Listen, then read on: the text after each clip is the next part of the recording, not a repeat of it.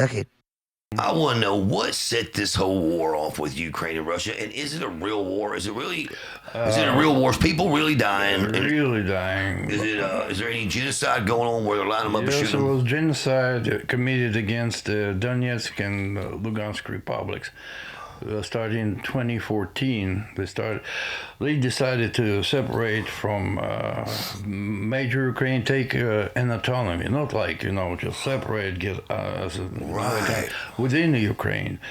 And the people that came to power in 2014, with that guy, what's his name, Poroshenko, they disagreed with the whole revolt situation, coup that happened, and they decided, we want to live our lives, we want to speak our language, we want to live in our territory, and we disagree with a major trend that was going on with the political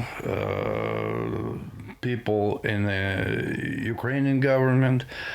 And they disagreed completely with the rise of fascism, not like neo-Nazi. It's a true Hitler kind fascism that was started back there. And then gradually, and they said, no, we don't give you autonomy. And they started one thing, need destroy them. And they started bombarding since ever, was probably January, February 2014. It came into a full blast, bombing them every day, sending rockets. They started with an airplane. Civilians, there was no military installations back there at all.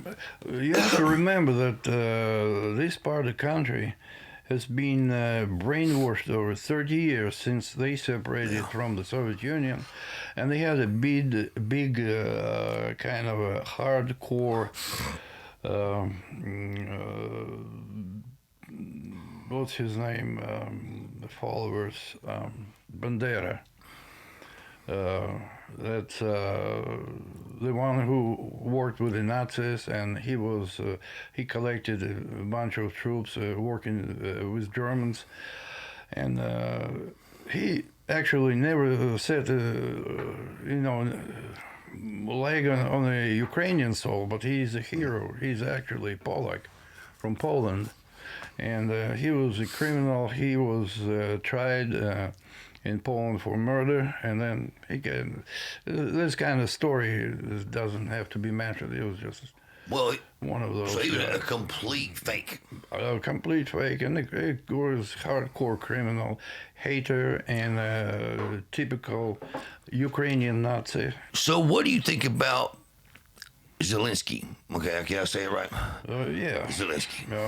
That's I mean, I think I should just ask you, what do you think? Is he a good? He was a good stand-up comedian. He got his own shows going on, and most money he ever made was in Russia, of course, and he speaks Russian like his own language, and like his first and only language. Now he's trying to use some kind of Ukrainian language, which is, are you serious? It's a different story. What's Ukrainian language? Are you serious? And I'm serious so much that Russian language is prohibited on territory of Ukraine. You cannot speak Russian. Anything concerns Russian culture is banned. They dismount the poets, historical figures that were the monuments that were set back in 1800s. What?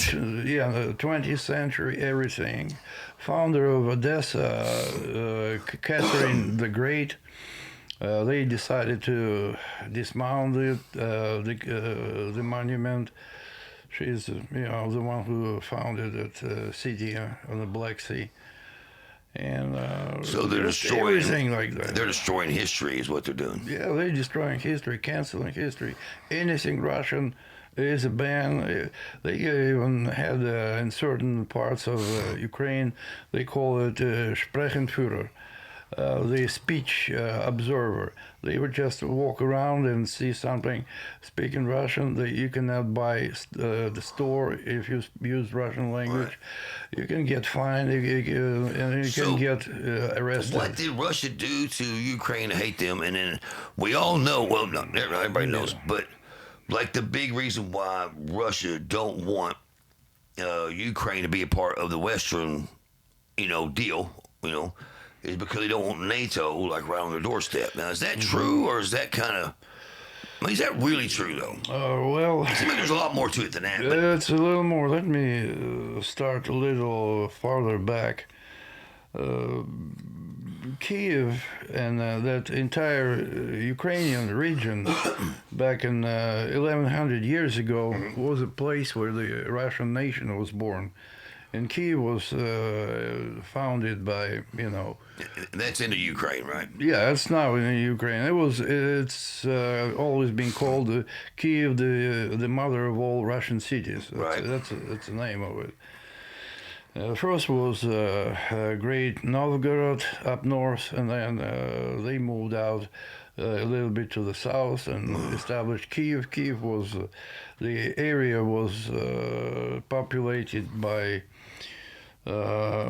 Poland, which became Poland later, and parts from other Slavic nations and nations back then, but not like countries or anything. Basically, almost on the tribal level.